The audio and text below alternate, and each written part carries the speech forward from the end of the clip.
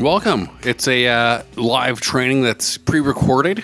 So if you're watching this, thank you for smashing that subscribe button on YouTube, telling 2 friends, leaving a 5-star review on Apple Podcasts. We're back and could not be more excited for this training. For this episode, the guest, Ryan Sullivan, we got connected through a mutual client, Mark McLeod, host of the Startup CEO Show. We've jammed a few times, so we're going to try to pack as much value into this next, call it 53 minutes as we can. We're going to be talking a lot about B2B content, sort of what's changing, the impact AI has had. If you're feeling stagnated growth, what are your best practices for lead gen? Has AI killed your LinkedIn reach? We're going to be diving into all of these topics. So let us know if you like them, if you saw them on Ryan's LinkedIn, on my LinkedIn, on somebody else's LinkedIn, and we're getting that viral coefficient. Let us know. We're here for you. Ryan, I think I've been rambling enough. Why don't you give a little bit of background on who you typically work with? So you're podcast coach. You typically work with business owners behind sort of 7 and 8 figure brands. But beyond that, who do you really enjoy working with and really gets the most value out of yourself and just having a podcast coach in general? Yeah, thanks for setting this up. Appreciate it. Yeah, long time coming for us to create some content. When it comes to who we serve, we're definitely always trying to refine it a little bit more. But for the most part, it is service-based companies, mostly B2B companies. And what that means is these are companies who understand that, okay, we got to use the internet, right? We got to use, maybe it's probably text that we've been using already. But our competitors are kind of coming along to this concept of video. It could be short form video. And maybe they're just stuck and they don't know, how do we start a podcast? How do we launch the podcast? What does our video person do versus what does our social media marketing person do? And that's where we come in. So we help companies and more specifically teams organize, plan, launch, and grow the podcast in a systematic way. Awesome. And that's, I think we work so well together because our team over at Podyssey lets you keep doing that every single week. It's no secret that the biggest key to growth is publishing consistently. And as a host, you're trying to do this and that, but really you need to be growing your audience, right? Who are you reaching out to? How are you interacting as the face? If you're spending all your time trying to edit or make little clips that don't even look that good, you're getting in your own way. Yeah, no doubt. I mean, that's the one thing, right? Where, okay, you smaller business owners, meaning even if it's digital, 3 to 5 team members, something like that, you're a founder who needs to become a CEO for the business to grow. So like what got you here won't get you there. But then you hit the myriad of roadblocks of, do I hire an employee? Do I need a vendor? Do I hire an outside agency? Well, does the outside agency understand my business? And so you just get into this kind of paralysis by analysis thing when it comes to scaling. And one of those aspects of scaling is content creation.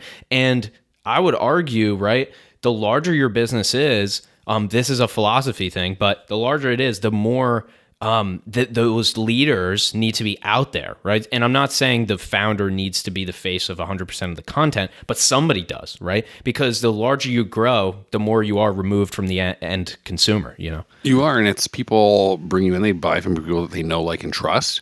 You don't have to be doing everything. You don't have to be showing in the training, but, you should be popping up on your company's LinkedIn page once in a while. You should be doing some of that. And internally as well, if you're a remote team, let people get to know you, and there's no better way to do that than hearing someone's voice. Obviously, video is great, but when you hear someone say something, it's just so much more impactful. It helps so we even have clients who having an internal not an internal podcast, but having a podcast within the company helps for retention. It helps for just employment in general. It just helps for the experience, the employment experience. And we find that when team members work on the podcast, whether they're the face of it or on the back end, it's something that everybody can kind of come together on project-wise, but it doesn't have the same stress and pressure of a client project or, your actual day-to-day work. So when you do set it up correctly, it's actually a lot of fun, and then everybody can kind of enjoy that and work on their own craft at the same time while also creating content. I mean, obviously we're biased, but I think we are, and let's have one more sip of Kool-Aid, and then we've got, I think, 6 or 7 just great little segments that we're going to break into. But if you have a podcast where your CEO is just talking to customers, right? Once a week, your CEO jumps in and just calls up a customer, and you share that internally. It's going to just educate your team, whether it's sales, product, customer success, just how customers are actually using it. But it's also going to excite it. It's so often in B2B, we're looking at dashboards, it's just metrics, but at the end of the day, we're all people, right? We're all kind of in it together. And when you hear someone talking about the difference that your product made, it's so much different than just saying, oh, you know what, NPS is at a very slightly above average rate in the last 6 months. That's great. I'm not going to bed sleeping about the difference I made in NPS scores. But if I hear how our solution saved a company and how much it meant to hear from the CEO or even the founder early on, that's just so much more meaningful. Then you share that with your partners, or you just post it on your company page. You kind of sit down for an hour and you get so much use out of it. It's not rocket science, and that's before you even get a single download of someone new. Yeah, all the benefits come. I'd say 50% of the benefits are non-metric related. You can really measure everything if you want to, but there's no need. I think that one of the values of podcasting, and let's jump into segment 2, because this kind of starts there. But that ROI is, instead of measuring what's the direct ROI, I look at what's the time to pay back on an initiative, and then the long-term profitability. So let's say your podcast over the course of the year, between travel, you're running studios and everything, let's just call it $100,000. If after 4 months, you've made $100,000 of tracked revenue back, the next 8 months are just pure profit.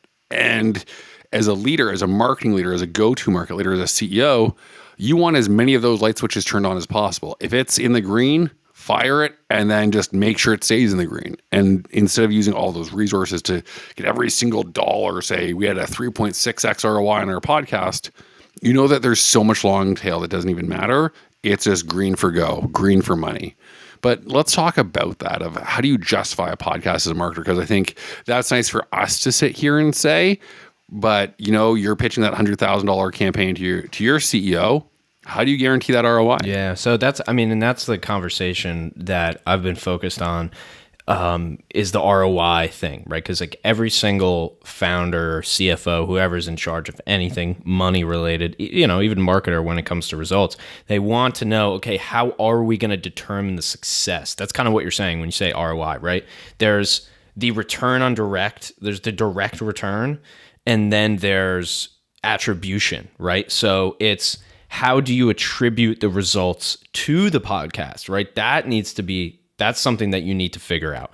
And so I look at this as, it's basically blended ROI, right? So it's like if somebody comes in, right, and they see a clip of the podcast, and then they see 11 more posts, maybe 8 more clips of the podcast, then they land on your LinkedIn profile. That when you work with us, it's completely optimized for this funnel. Then they go ahead and add themselves to the email list because you had a good call to action. Now they're on the email list. Then on the email list, you do call to action to the podcast episode. Now they're on the podcast episode. Then they listen to the episode. Then they're going to see your posts again. And then eventually they book a call. Okay, where's the attribution? How do we attribute? And so that's the thing. That's what the social. Let's dive deeper, right? How do you measure that ROI? Back in the day of PR in the newspaper, it would be like measuring how many it was mentioned in the actual sheet. Like, this is a ruler that I'm doing with my hands. To the audio listeners, to the visual listeners, I'm doing some weird like invisible drumstick. But then with the equivalent ad spend, well, when you're listening to something on a podcast, that's all that you're hearing. If you're on YouTube, you're maybe watching the video, but you've got other people's ads, you've got other thumbnails, maybe you don't even have it open in the tab. If you're on a blog or something, or social, there's just tons of content coming at you. But usually with a podcast, you get that undivided attention, which is a higher value than something else. If someone goes out of the way to get the audio feed, right? They've hit subscribe. It's not something that's just shown up and they've watched 30 seconds. They've gone out of their way to show some intent there. So it just keeps on driving those positive signals. Yeah. Positive signals. Well, that's perfect. I just had a post on this today. So it's how fast, on top of ROI, it's like, all right, how fast are we going to see results? Well, then the next question is, every question is a question, right? Then what do the results look like? Well, now to map out the results, we need a goal. And to map out the goal, we need to know where you want to go. And right. So there's that whole entire avenue. But if you want quick results from a podcast, it's going to come in the form of signals. It's going to come in the form of comments. What we do is by the time when you drop the first episode, you can now make that part of your sales process, right? If you do it in that way, right? So every single person who books a discovery call with us is getting a podcast episode, a very specific podcast episode. When they join that discovery call, what they mention to me tells me where they're at in the buyer journey. Because it tells me if they just read that email that came, or if they read it and they listened to the episode, right? Or you could have two episodes there. Which one did they gravitate towards? The B2B one, or more so the sales-based one? So you can use the podcast as buyer prospect education and vetting tools, right? And so that's just one thing. But when it comes back to the signals, that's a signal. Comments are a signal. I would rather take 100 comments than 100 downloads. That's just me personally. If I had to choose, really, one, yeah, 100%. Because I'd rather. Well, yeah, I'll take 100 comments, but I'll take 100 subscribers over 100 comments. Well, I don't know, because for somebody to subscribe, it takes less time than it does for them to write a comment. So it depends. But it's right? more meaningful, right? Well, it depends how you look at it. Say something controversial, drive the comments. And this isn't to say that this isn't even to compare them. This is to just open the conversation of the fact that not all metrics and signals are equal. But back to it, I'll just wrap it up with saying, in the beginning, if you're doing it right, if you have a launch strategy like we have, if you're doing the proper planning up front, then you are going to see what many of our clients see, which is tens to hundreds of likes on their first announcement post of their podcast, tens of thousands of impressions, hundreds of comments, right? These are people who have built audiences, small audiences, albeit in their niche, right? And that will obviously depend on the quantity of results. But in that case, those are 100 positive signals. Those 100 comments, if you DM every one of them, you're going to get an 80% subscriber rate on that, right? But that's how podcasts work, man. It's very one-to-one. I think that's a big misconception too. It is. It's very much one-to-one at scale, and it's almost like you're constantly chumming the water, or just like throwing those sparks on the fire. But do you want to put one spark a minute, or do you want like an axle grinder that just throws like sparklers of magnesium on it and just ignites it? Right? That podcast is just whatever you want, right? It is a tool. So let me ask you one more kind of, or I've got two questions on this. Tell me a little bit about dark social, sort of why it's important. And then I think there's another element too that we can touch on, which is sort of the content production of how much you can get out. But let's start with dark social. Then I think I'll chop it up on the content production a little bit. Yeah, sure. So back to that conversation about blended ROI. Dark social, to define it, I'll give a little bit of context, which in my opinion, Chris Walker popularized this. He's the B2B marketer that most people, if you're a B2B marketer, you probably know who he is, a different Walker. And so we also have a client named Chris Walker. So shout out to all the Chris Walkers and Walkers of the world. Shout out to all the Walkers. Shout out to my cousins, my Aunt Wendy. Know, right? Shout out to Walkers around. You guys are all related. Shout out to the race walkers in the Olympics. Good marketing genetics, actually, I got to say. So he introduced me to this concept, right? Because I was joining his webinars and I was following his content. And so the definition of dark social is essentially, in a layman's perspective, marketing that you cannot track generally, right? So like, meaning when I have that example of what if somebody sees a post, then a podcast, then an email, then a website, then that's dark social, right? So dark social is like organic content. So it's like this podcast right here. We can set up a web page for you if you're listening to this podcast right now or watching this clip or listening on the audio. We can set up a web page to put in the description. So when you click on it, we know. But we're not going to get that same data from you watching this clip on LinkedIn, right? So it's the effect. Or you watch it, you hear about it, and then later you just look it up. Could you build out a model that says from posts and impressions to this, to the time? Like you could, but any mathematician who can do that is probably making a lot more money as an investment banker. Well, also it actually is to really tell the story that, or the moral of the story is it actually doesn't matter. It actually has to, it's a belief system, not a strategy, a content strategy, right? So along with your content strategy comes a system of belief. It's a system of belief that implies that people will land on you And they will actually know, like, and trust you and buy from you without you knowing. And as long as you believe that, then all of it works. But you have to believe that happens. And hey, do we have a ton of case studies from our own business and all of our clients that it works? Yeah, 100%. There's no denying like it. We're here to sell podcasts. We have case studies. Yeah, but I'm saying, like, a ton of positive stories. There's a direct response / email marketing world. Not trying to say that those are the only people who are, or that they're against this. I'm just saying there's different forms of marketing where this doesn't make sense. And I get it, but that doesn't mean it doesn't work. One final thought on that is, I'm sure it pops up like once a week, that picture from the World War II plane where they kept patching up the bullet holes, but the planes kept crashing. And then they realized to put the armor where there are no bullet holes, because the plane could get shot and then make it back to be repaired. But if it was like a critical hit, you can't measure that. So that's where they started to put the armor. And it's almost like that of build that armor where you can't see it and defend it. Yeah. Well, also, I mean, great point. You're filling gaps. When you're creating content that is not, tied to a lead magnet or an email list or some UTM code on a link, when you're just out there creating organic content, that's a gap that you're filling. And I'll use this a quick example, which is I have a coaching client, and he has a somewhat similar podcast business. And he said, I'm waiting to do bottom of funnel content. Like, I'm waiting to have client case studies for me to post. My response to that is, you need to do the top of the funnel so that when you do the bottom of the funnel, when you do say, hey, here's our clients, here's our results, do you want this too?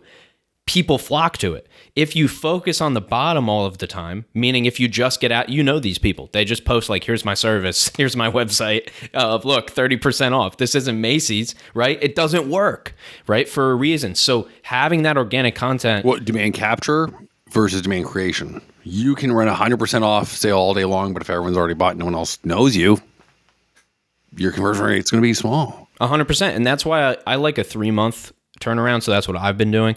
I've been doing, top to mid funnel for, 2 or 3 months. And then I'll come in for about a week or two and push offers. And then I'll because the audience, the audience will have fatigue, right? So it'll be, no matter if you have 10 people or 10,000 people, there's going to be fatigue if you push too much for offers. Yet at the same time, the people who are ideal love that you're pushing that offer because they're finally in the position to buy it, but you can't do it all the time. So, but it's a bigger conversation, but it really comes down to the fact that that's what a podcast and that's what organic content can do. You just set a target.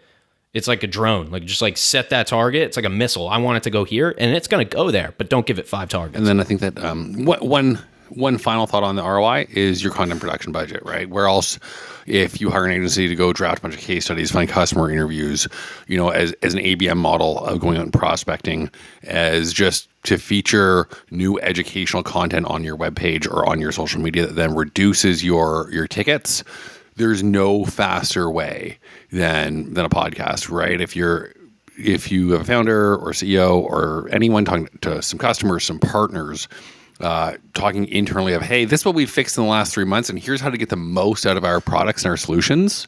And that's an episode, right? You're not going to get that much reach organically anywhere else. Yeah. So let's talk about that because it's a nice little segue into our next segment. Let's just talk about why B2B content is changing, right? We're in August now. By the time you're hearing this, might be September. Podcasts have a long shelf life. Maybe it's 2027. But in 2024, how has B2B content changed? Yeah, a lot of it hasn't changed. Let's just say that first. Because companies are used to doing what they're always doing. The more people you have involved, the harder it is to change, right? The larger it is, the larger the boat, the slower it moves. So with that being said, though, let's talk about B2B. Let's talk about B2B content. What we're really talking about here is a business buying from a business. But what it actually is, it's a person there's like 4 or 5 people who kind of do this who I know. And we do our own procurement, which means we hire our own vendors, or, maybe there is a person, but most of the time there's not, that just hires vendors. But in most cases, it's the founder or the team, etc. And they have to make a decision, right? Which is, do I hire you? Do I hire the next guy? Right? most buyers buy for one thing. They do not really buy for the aggregate. You sell the aggregate because that's how you create the biggest perceived value. But almost everybody buys for like one core reason, whether it's the coaching or the resources or the group calls or the Slack channel or the LinkedIn strategy or the podcast strategy, whatever it is. So, okay, what does that mean for B2B content though? That means that you need to be not only releasing educational content, but content that validates you, right? And so, like you said, if you do only client interviews, that'll work for a few weeks, and then it's going to come down. It's going to go down to nothing again, right? Because you squeezed all the juice you could possibly squeeze. So, what I'm seeing with B2B is that it's almost, in a sense, acting a little bit more like B2C, where the consumer, like we can almost look at B2B buyers as just consumers now, whereas they want to take control of the whole process, right? The same way they want to get to know, like, and trust you without you really knowing it, right? Is the same way that they want to buy. So they want to know the price. They want to know, what the service is. They want to know the client results, all of that stuff. And then they also want to get to you and talk to you about it too, right? So do they want their cake and eat it too? Yes, they do. Why? Because your other competitors are also going really hard to try to really personalize this process too. You hope you can do it better. But what I'm saying is they can have their cake and eat it too because they're the buyer, right? And so it's not as much of a dollars and cents maybe that it used to be. It's more so of, do I like this person? Can I get to know them? Also, and are they also validated? It is, and it's dollars and cents to a point. But rarely do you buy the cheapest option, and rarely do you buy the most expensive option. But there are times. Do you ever buy from somebody you don't like? Only if I have to. Yeah, but only at the grocery store. Yeah, like literally when they have a gun to your head. Yeah. When you have no other choice. Now, but you could be the only choice if you spend the time making it so wildly valuable for that one persona. Then you are the only choice, right? But at that point, you've designed the entire thing, right? I mean, what you're trying to do is be an N of one, right? Like, no podcast company wants to be like the next podcast company. No marketing company wants, though they are, because you go on their website and it looks all the same, right? That's what we're all angling towards. The fact that you would do B2B content in a different way is only to do it in a different way, because other people are not. It's that easy. There's a great saying, it's the singer, not the song. Where if you're selling the same, essentially the same product or service, why are people coming from you, right? How do you present it? I think we talked about this, but I'm a big magic buff, and Harry Houdini always said, I'm just a presenter of the magic. I'm just here to make this same trick as exciting and big as possible. And he was also arguably the greatest marketer of all time. He said, if you got to be staying in the headlines of the papers every day, right? You go and you read like a Russell Brunson book or anything, or like a community-led marketing. That's what he was doing when he would go to all these little towns and say, oh, bring your handcuffs, bring the sheriff. It made the community feel like they were part of it. And that was 100 plus years ago. And the cool thing is now you can do that. Post on LinkedIn, grab some questions, right? I know we've been teasing it, saying, hey, I'm talking to Ryan. What questions do you have? People want to feel involved. And I think that's a nice little segue into the next segment, talking about LinkedIn, because the whole theme is loving LinkedIn and your podcast. How can you use LinkedIn for lead generation, especially with a podcast? Because I think we've all been hit with some pretty spammy attempts of, on the worst side, hey, pay me $100 and I'll interview you.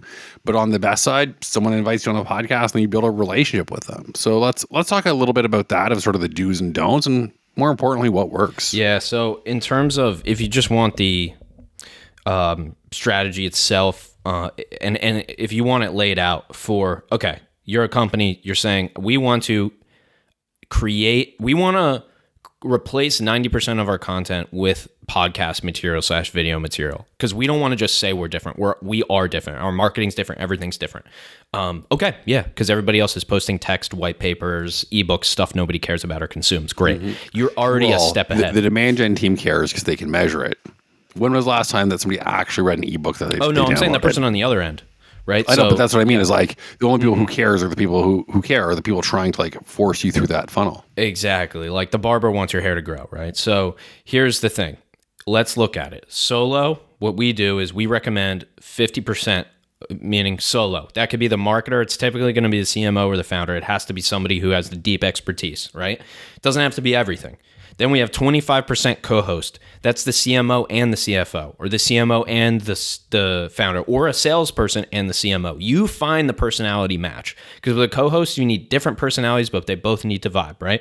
Then the final piece, then the final piece is client interviews, and we could talk about that too. Yeah, no, I was going to say with co-hosts, it's people try to do it because it's something that they get along with so well, and you need some tension, but two people who can also carry a conversation and present different angles and come together at the end, because nobody wants to hear anyone fighting. The dynamics of co-hosts are so much harder than people realize. Oh, yeah. That's a whole rabbit hole too. But okay, so we have solo, 50% of the content solo, 25% is co-hosted. What's most likely somebody internal or a vendor. You can go external.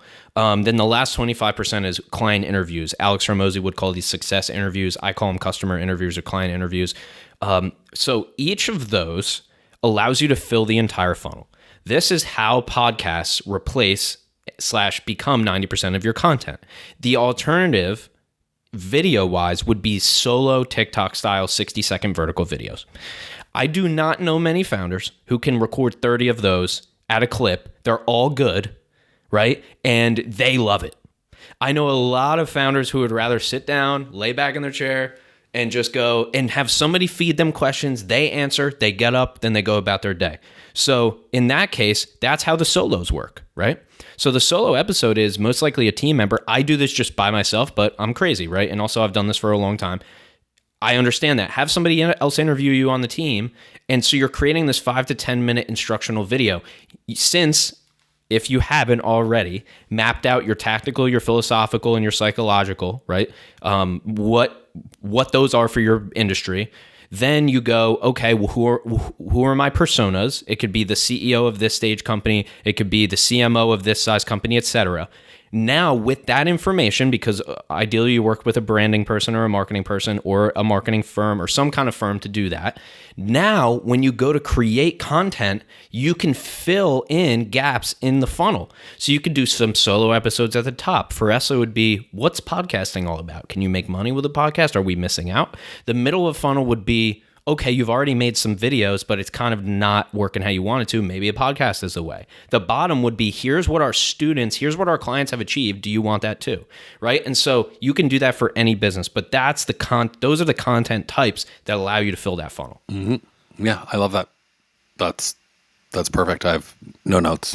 All right, that's it, man. Thanks. Appreciate it. Great, done. No, I love that. And it really does tie into, it's so cliche, but just knowing who you're making the content for and sort of why you're making it. Boom. Yeah, we barely mentioned it, but it's so important. Right? Like both of us work with a lot of coaches, sort of founders of that company, because this is their marketing collateral. And for them, it's having a podcast is essentially another stop on the speaker tour where they're getting in front of new people, right? But also a lot of B2B SaaS companies where it's more about having that content where they have their customers going, having their CEOs or just a face of the company out there and talking about the industry thing. One thing that we always say is, right, if it's a weekly show, you're going to have a couple of weeks off, and there's 48 episodes for the year. Break that down into 4 quarters. Talk to 12 customers, right? 1 a month, just a different industry, a different vertical. Talk to 12 partners, vendors, just people you work with in the space. Talk to like 12 really aspirational people in the industry. Go out there and push it. Maybe it's potential customers that are just whales. Maybe it's like super thought leaders. And then do 12 episodes that are just interesting, right? At the end of the day, it's your show. Maybe it's talking to employees internally. Maybe it's talking to just whoever you can find. Maybe you read an author of a book. Hey, entertainment too. Don't forget about entertainment, right? Like I'm going to take maybe Tim Ferriss's podcast, and there's something recently that he did that I absolutely hate. I think it was the dumbest idea he's ever had. And so I can go and roast that and go make a reaction video.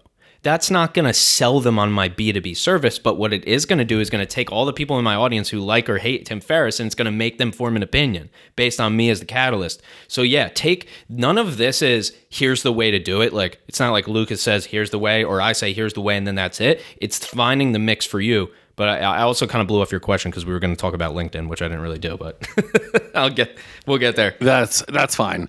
Yeah, okay, we got a couple more here. Oh, geez, we might not have time for that. Hey, why don't we leave it for the next time?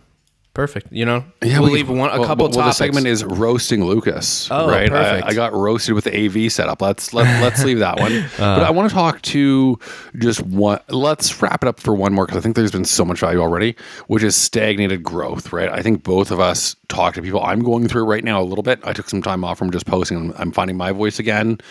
But what do you do when you just kind of stagnated? You had a lot of excitement at launch.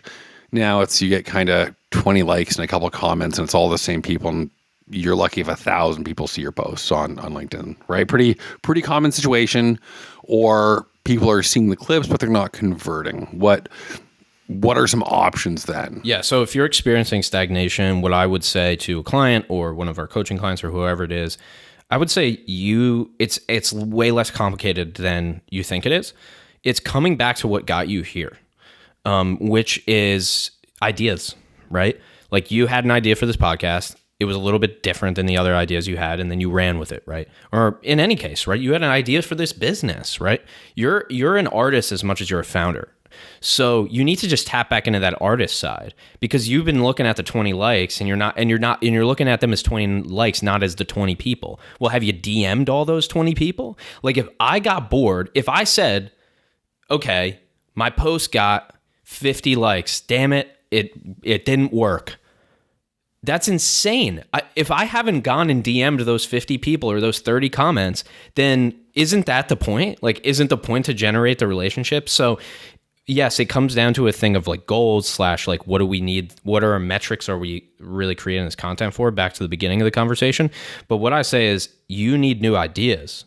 And you probably are just not putting yourself in situations to create ideas. And this is why we have a group coaching program, because I stratify how to come up with new ideas, and I sit down and or I go for a walk or I take a shower, or I go to the gym and I come up with new ideas for them, and then I go and make a workshop on it, right?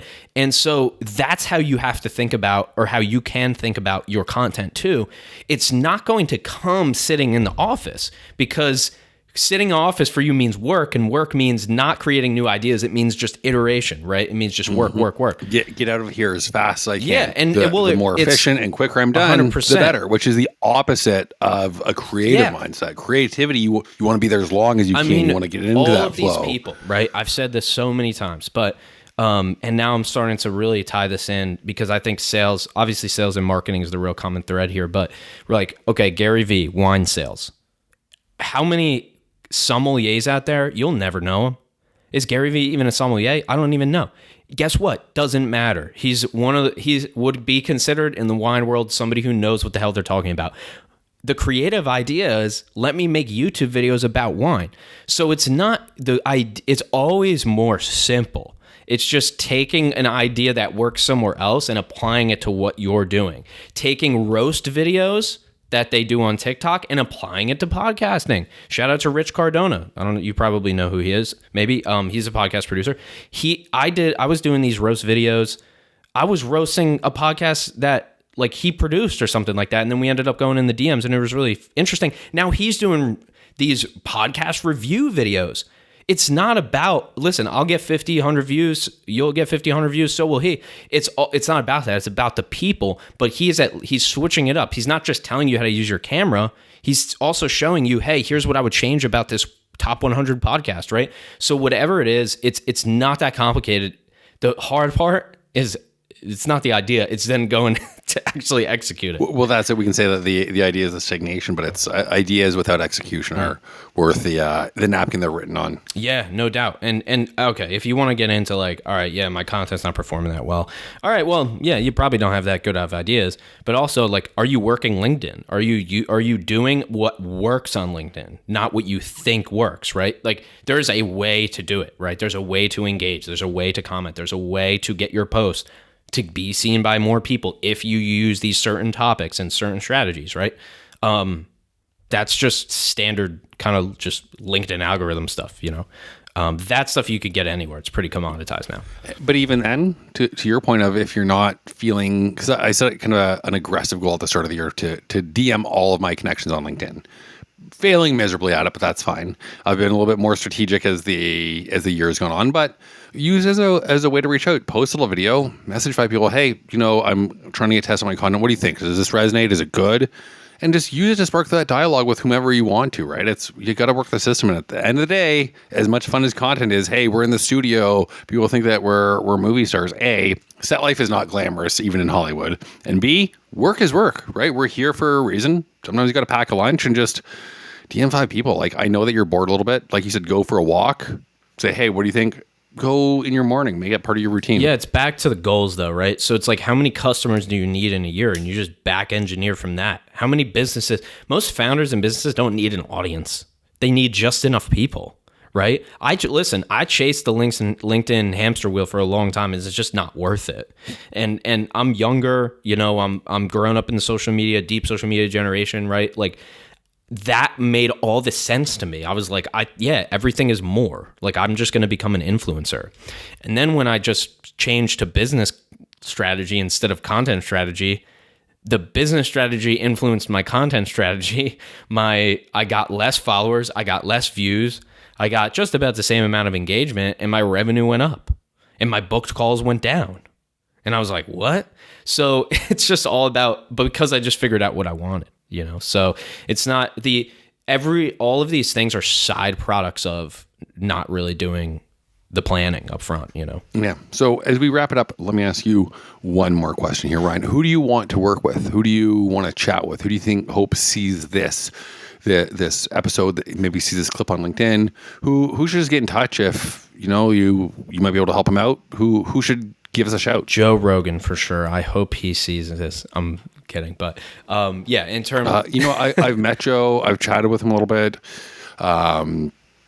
It was 30 seconds long, so I'm useless. That's there more than me. No, as... I'm kidding. By the way, if you use him as an example for your podcast, then you're in a different industry than us. But no, I mean, and in terms of this, it's okay. If you're watching this or listening to this, like, obviously you have an interest in doing something differently. Like, it doesn't have to be a podcast, right? I'm agnostic to that. But here's the thing. We help companies who generate leads on LinkedIn do that with a podcast, right? And so if that's you, right, if you're a founder or if you're within a company, right, because we also work with marketers and social media managers and people like that, if you're looking to actually do it, like, not just say you want to do it, but legitimately do it, experience a little bit of awkwardness in the beginning, a little bit of pain, a little bit of, is this going to work, right? It will work because we know exactly how to do it. But if you're down, if you're that company, right, who's actually going to say, not just we're going to talk about it, but now we're actually going to do it, then reach out. That's who I'm looking for. Awesome. So doers only. If you're a dreamer, still contact us, but we want to talk to the doers, people who actually want to do it, not just daydream and fantasize about it all day. What would you say to give yourself a plug, for your... No, I like that. You have a little bit of an audience already, so you're not using your podcast. Hey, successful business, you have clients. Yeah, 100%. Exactly. You have something. You're not starting from scratch. I think there's some road. Yeah, you've gotten off the ground. Mm-hmm. The plane is in flight. It's really startup founders, kind of Series A is who we work really well with, and like you, coaches, kind of consultants who have some clients already, and maybe you've tried producing some content, you've done a little bit of your own podcast production, but you don't want to get in the weeds. Sure, you can figure out how to be a mediocre editor, but you want a team that will take it and then really give you those assets. So the same as you, anyone who's kind of doing it already versus wants us to come in and do everything for you, as easy as we make it, you still have to put in the work. I've been marking clips this whole time. I'm probably going to shoot an intro right after this, and I'm going to promote it. So if you're willing to put in the work, let us do some heavy lifting so you can put in more work where you can grow. Boom, boom. I love it, man. It's great. And if you want the ultimate power play, hire us for the coaching, consulting, LinkedIn, all that. Let us help fit the podcast into your marketing, and then hire Lucas for the post-production, the tech side, and making it look and sound really pretty. And that's the ultimate vendor power play right there. It is. It really is. And yeah, it's increased your bottom line over the next 12 months. And we're fun. We're cool guys, you know? You can we like a craft beer maybe, or some ribs, some barbecue. Yeah, right? I'm sure I can fire up one of my 6 smokers for a client. If you're in the Toronto area, yeah, you know what? Free ribs with podcast purchase. One free rack. St. Louis too. All right. We're talking about barbecue, which means it's time to wrap up. Now we're rambling. Make sure you're subscribed wherever you're seeing this. Go follow Ryan wherever you're seeing his clips. If you're on LinkedIn, go say hi. Slip into his DMs for once. We talked about messaging others. Come say hi. Just slip into our DMs, and we will see you soon.